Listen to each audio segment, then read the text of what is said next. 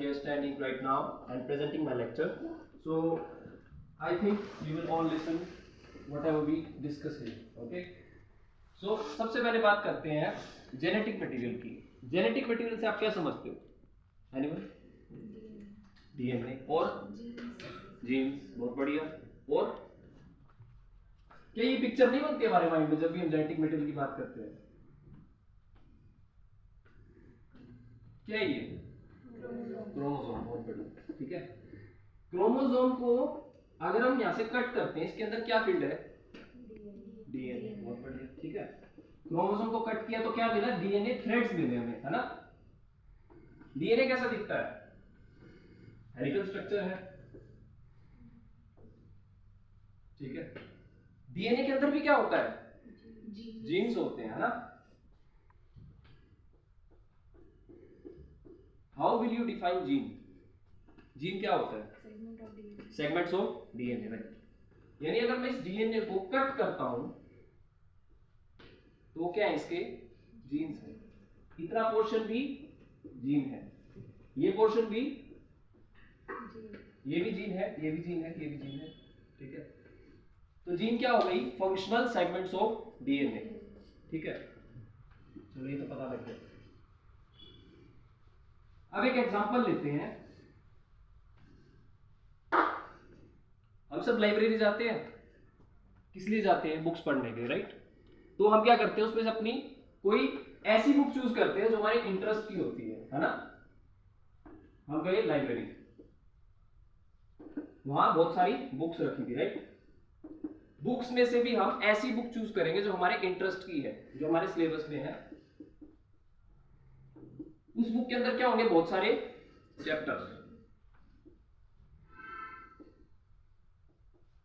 और अगर आपको एक ऐसा चैप्टर पसंद आ जाता है जो आपके सिलेबस में है, उसके अंदर क्या होते हैं? बहुत सारे टॉपिक.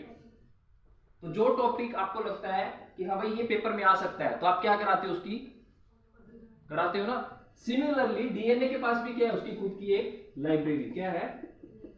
डीएनए भी एक पूरी लाइब्रेरी है. उसमें क्या अरेंज्ड है? जीन्स अरेंज्ड है.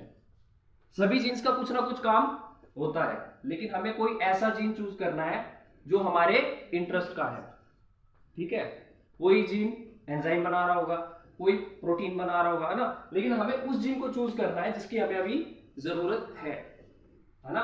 क्योंकि वो जीन कुछ ना कुछ ऐसा बना रहा होगा जो हमारे लिए यूजफुल है.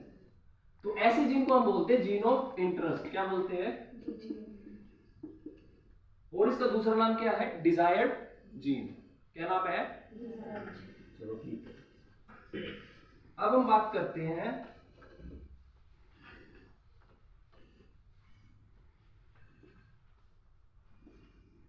ये पूरा डीएनए है. हमारा डिजायर्ड जीन यहां से लेके यहां तक कहीं भी हो सकता है. सपोज करो आपका डिजायर्ड जीन ये है, इतना पोर्शन. तो अब आप क्या करोगे? इसको इससे अलग करोगे. तो यहां पर आप क्या लगाओगे? कट. किसकी मदद से? बहुत बढ़िया. ठीक है. तो ये हमने क्या कर लिया? अपना डिजायर्ड जीन आइसोलेट कर लिया. ये क्या हमारा डिजायर्ड जीन. अब हमने क्या पढ़ा है? इस जीन को हमें क्या कराना है? क्लोन. क्या कराना है? मतलब इसकी बहुत सारी कॉपीज बनानी है, आइडेंटिकल कॉपीज. ठीक है. ताकि जो काम ये एक जीन कर रहा है वही काम बहुत सारे ऐसे और जीन भी करेंगे, और हमारा जो प्रोटीन है वो हमें मास स्केल पे प्रोड्यूस होगा.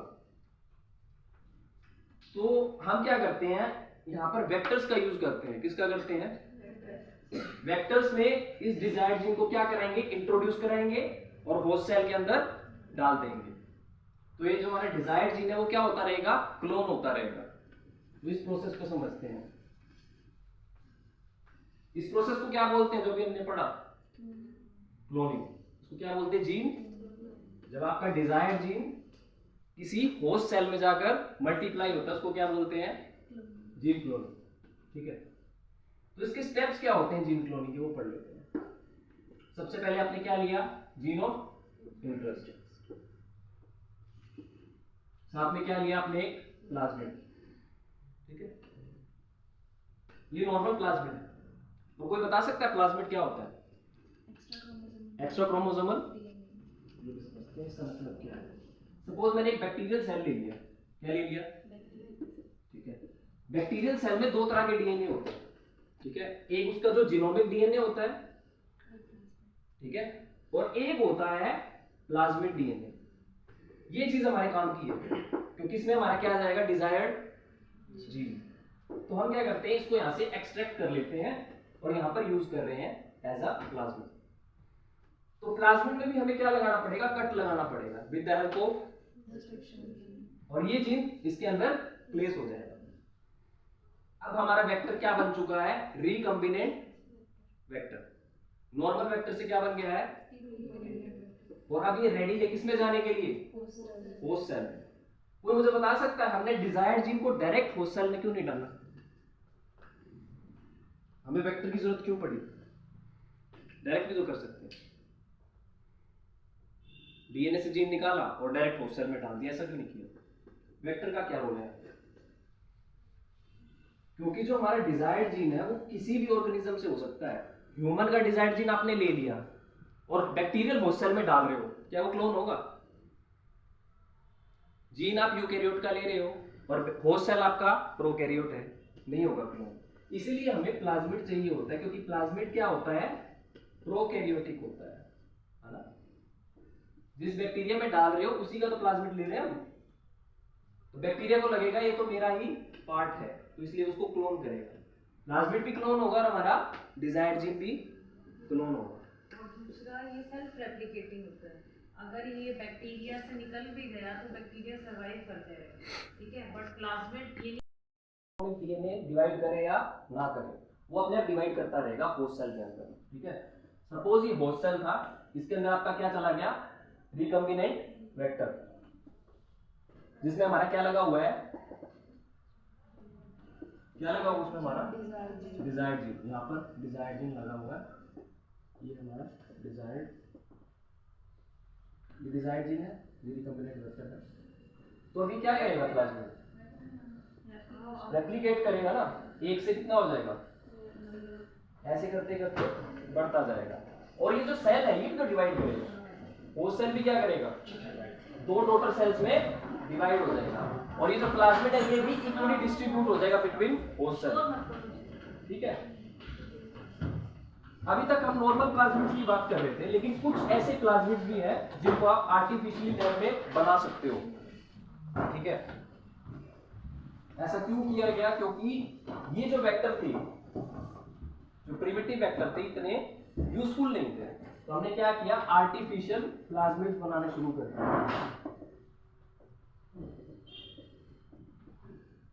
सबसे पहला जो आर्टिफिशियल प्लाज्मिड यूज हुआ था वो था PBr322, ये सबसे ज्यादा यूज होता था किसी टाइम पर, बट आज हम इसको यूज नहीं करते हैं क्योंकि इसमें भी कुछ प्रॉब्लम्स आती हैं क्लोनिंग में, ठीक है।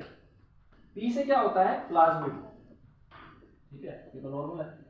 B और R से है साइंटिस्ट के नेम, B से बॉलिवर, R से रॉड्रिग्स, ठीक है।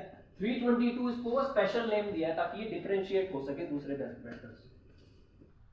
ये जो प्लाज्मिड है ये 1977 में बनाया गया था, कहां पे बनाया गया था, यूनिवर्सिटी ऑफ कैलिफोर्निया, ठीक है। अब हम एडवांटेजेस देख लेते हैं, जीन क्लोनिंग के क्या एडवांटेजेस हैं, हमारी डेली लाइफ में इसका क्या रोल है, ठीक है। एडवांटेजेस, सबसे पहला एडवांटेज क्या है जीन क्लोनिंग का, आप किसी जीन को सेपरेट कर रहे हो पूरे डीएनए से, तो उस जीन के साथ आप कुछ भी कर सकते हो, ठीक है।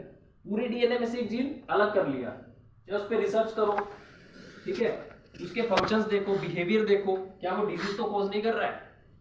तो पहला रोल है साइंटिफिक रिसर्च, ठीक है, उस जीन के साथ आप रिसर्च कर सकते हो उसके ऊपर। दूसरा रोल क्या है, इंसुलिन प्रोडक्शन, आपने इंसुलिन का जीन